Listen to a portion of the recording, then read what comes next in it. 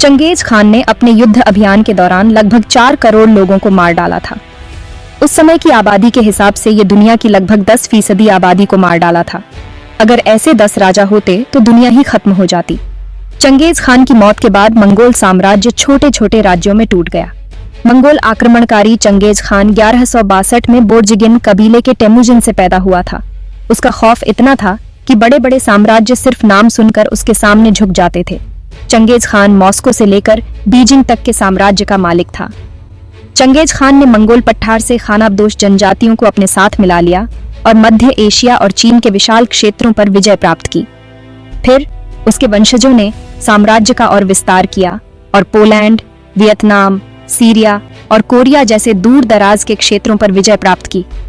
अगस्त 1227 में घोड़े से गिरने के दौरान लगी चोटों के कारण उसकी मौत हो गई थी। चंगेज खान का सबसे बड़ा अफसोस यह था कि वह कभी भी शिजिया के राज्य पर विजय प्राप्त नहीं कर पाया, जो अब उत्तर पश्चिमी चीन में स्थित है।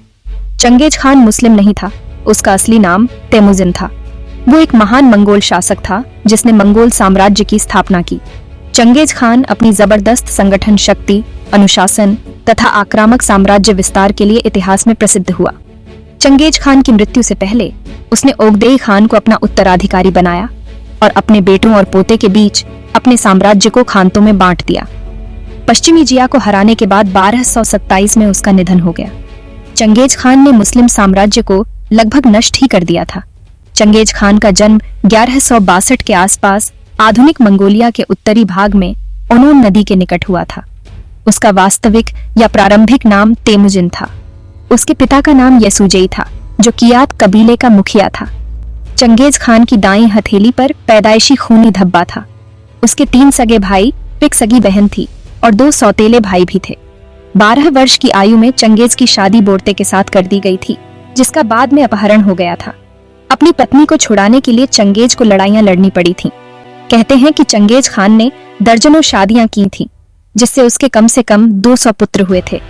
फिर उनमें से कई पुत्रों ने आगे जाकर राज्य कायम किए और साथ ही साथ विशाल रानियां रखे, जहां उनके बड़ी तादाद में बेटे पैदा हुए। कुछ वर्षों पहले एक आनुवांशिक शोध से यह पता चला है कि पूर्व मंगोलियाई साम्राज्य की सीमा में रहने वाले 8% के लगभग पुरुषों के वाई क्रोमोसोम के अंदर एक ऐसा निशान मौजूद है जिससे पता चलता है कि वह मंगोलियाई शासक के खानदान से संबंध रखते हैं। इस जानकारी से यह परिणाम निकल कर आया कि दुनिया में करीब 1,60,00,000 पुरुष, यानी दुनिया के पुरुषों की कुल संख्या का 0.5% हिस्सा चंगेज खान से संबंध रखता है। पाकिस्तान के हजारा कबीले के लोगों में चंगेज का ही खून है। वे खुद को मंगोल ही मानते हैं। इसी तरह से मुगल, चुगताई और मिर्जा नाम वाले लोग भी अपने आप को मंगोल नस्ल का बताते हैं। चंगेज खान की मृत्यु से पहले उसने ओगदेई खान को अपना उत्तराधिकारी बनाया और अपने बेटों और पोते के बीच अपने साम्राज्य को खानतों में बांट दिया। उसके एक खास दोस्त का नाम बोगुरचू था। उसका सगा भाई जमुका भी उसके साथ ही रहता था।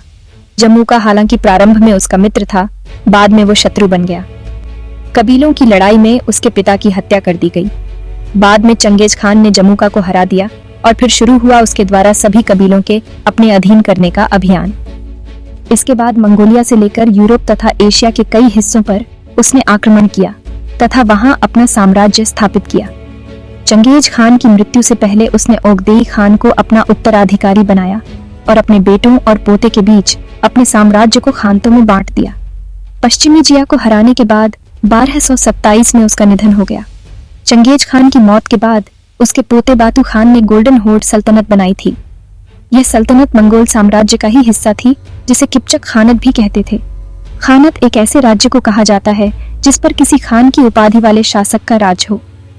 वर्ष 2003 में एक जेनेटिक अध्ययन में सामने आया था कि पूरे यूरेशियाई लोगों के एक विशेष वर्ग में एक साझा डीएनए पैटर्न है, जिसका अर्थ है कि यूरेशिया में लगभग 1,60,00,000 लोग एक ही डीएनए पैटर्न के हैं, जिसका सीधा सा अर्थ है कि वे किसी एक ही गोत्र का हिस्सा हैं। अध्ययन करने वाले इसकी ओर गहराई में गए तो पता चला कि यह पैटर्न मंगोलिया के चंगेज खान के डीएनए पैटर्न से मिलता है। इसका अर्थ है कि एक समय चंगेज खान का इतना व्यापक प्रभाव रहा होगा कि वह पूरे यूरेशिया में लोगों के डीएनए पैटर्न को बदलने में सक्षम था। ऐसे तो चंगेज जहां जाता होगा वहां वह केवल स्त्रियों के साथ संबंध बनाता फिरता रहा होगा, क्योंकि डीएनए संरचना जन्मजात होती है और उसमें बाद में कोई बड़ा परिवर्तन नहीं किया जा सकता। दूसरी बात यह है कि यूरोप और मध्य पूर्व में विशेषकर ईसाई और मुस्लिम पंथ के क्रूसेडर और जिहादी युद्ध में स्त्रियों को कब्जाने और उन्हें दासी बनाकर अपने मनोरंजन के प्रयोग करने का काम करते रहे हैं। इसलिए उन्होंने यही बात चंगेज के लिए भी सोच ली कि वह भी ऐसा ही करता रहा होगा। इसलिए यूरेशिया के हर 200 पुरुषों में से एक पुरुष का डीएनए पैटर्न चंगेज खान से मिलता है। चंगेज के जीवन में अन्य स्त्रियां होती तो मुस्लिम बादशाहों के समान उसके भी दासियों से कई बच्चे होते, जो फिर उसके मरने के बाद सत्ता की लड़ाई में दिखाई पड़ते। चंगेज खान ने मंगोल कबीलों को एकजुट किया और एक बड़े इलाके पर शासन किया। उसके राज्य में आज का कोरिया, चीन, रूस, पूर्वी यूरोप, भारत के कुछ हिस्से और दक्षिण पूर्व एशिया आते थे। भारत सहित संपूर्ण रशिया, एशिया और अरब देश चंगेज खान के नाम से ही कांपते थे। चंगेज खान ने अपना अभियान चलाकर ईरान, गजनी सहित पश्चिम भारत के काबुल, कंधार, पेशावर सहित कश्मीर पर भी अधिकार कर लिया था। इस समय चंगेज खान ने सिंधु नदी को पार कर उत्तरी भारत और असम के रास्ते मंगोलिया वापस लौटने की सोची, लेकिन वह ऐसा नहीं कर पाया। इस तरह उत्तर भारत एक संभावित लूटपाट और विभत्स उत्पात से बच गया। एक नए अनुसंधान के अनुसार इस क्रूर मंगोल योद्धा ने अपने हमलों में इस कदर लूटपाट और खून खराबा किया कि एशिया में चीन, अफगानिस्तान सहित उज्बेकिस्तान, तिब्बत और बर्मा आदि देशों की बहुत बड़ी आबादी का सफाया ही हो गया था। कहते हैं कि मुसलमानों के लिए तो चंगेज खान और हलाकू खान अल्लाह का कहर था। कहा जाता है कि उसके पास इतना पैसा और जमीन थी कि वह अपने जीवन काल में भी न तो इसका उपयोग कर पाया और न ही कभी हिसाब किताब लगा सका। जीवन भर लूटकर सारी दुनिया से पैसा इकट्ठा करने वाले चंगेज खान ने कभी खुद या परिजनों पर खर्च नहीं किया। मरने के बाद भी उसे साधारण तरीके से दफनाया गया था।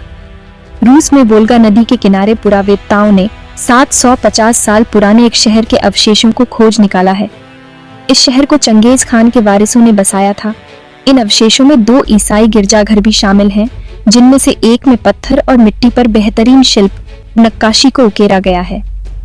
उकेक नाम के इस शहर को 1227 में चंगेज खान की मौत के कुछ दशकों बाद ही बसाया गया था। वैज्ञानिकों का कहना है कि 13वीं सदी की शुरुआत में चंगेज खान और विशाल मंगोल साम्राज्य के उदय में अच्छे मौसम का योगदान हो सकता है। मध्य मंगोलिया में पुराने पेड़ों के छल्लों से ये पता चला है कि करीब 1000 साल पहले जब चंगेज खान तेजी से कामयाबी हासिल कर रहा था, उस दौरान मध्य एशिया में मौसम काफी सुहावना और नम था। इस दौरान घास काफी तेजी से बढ़ी और इससे घोड़ों को भरपूर चारा मिला। चंगेज खान के शासन से पहले 1180 से 1190 के बीच कई बार सूखा पड़ा, लेकिन 1211 से 1225 के दौरान साम्राज्य काफी बड़ा हो चुका था। इस दौरान मंगोलिया में असामान्य रूप से सामान्य बारिश हुई और मौसम सुहावना बना रहा। मौसम में नमी बढ़ने से हरियाली बढ़ी और इसका असर घोड़ों की ताकत में हुई वृद्धि के रूप में दिखाई दिया। अनुकूल मौसम की मदद से चंगेज खान छोटे छोटे कबीलों में बिखरे मंगोलों के एकजुट कर एक बड़े साम्राज्य में तब्दील करने में कामयाब रहा। मंगोल शासक चंगेज खान इतिहास का सबसे बड़ा हमलावर था। उसको लेकर एक दिलचस्प बात यह है कि उसके रक्तपात ने वातावरण से 70 करोड़ टन कार्बन हटाने में मदद की। क्रूर मंगोल योद्धा ने अपने हमलों में इस कदर खून खराबा किया कि बड़ी आबादी का सफाया ही हो गया और जमीन जंगल में तब्दील हो गई। समझा जाता है कि उसके हमलों में तकरीबन 4 करोड़ लोग मारे गए। उसने अपने विजय अभियान के बाद धरती की 22% जमीन तक अपने साम्राज्य का विस्तार कर लिया था। उसके हमलों से खेती वाली जमीन जंगलों में तब्दील हो गई, जिसके कारण पेड़ों ने तकरीबन 70 करोड़ टन कार्बन वातावरण से सोख लिया। ये मात्रा दुनिया में एक साल में इस्तेमाल पेट्रोल से फैलने वाले प्रदूषण के बराबर है। चंगेज खान अपने जीवन का अधिकांश भाग युद्ध में व्यतीत करने के बाद सन 1227 में उसकी मृत्यु हो गई। वीडियो अच्छी लगी तो भाइयों चैनल को लाइक और सब्सक्राइब कर लो।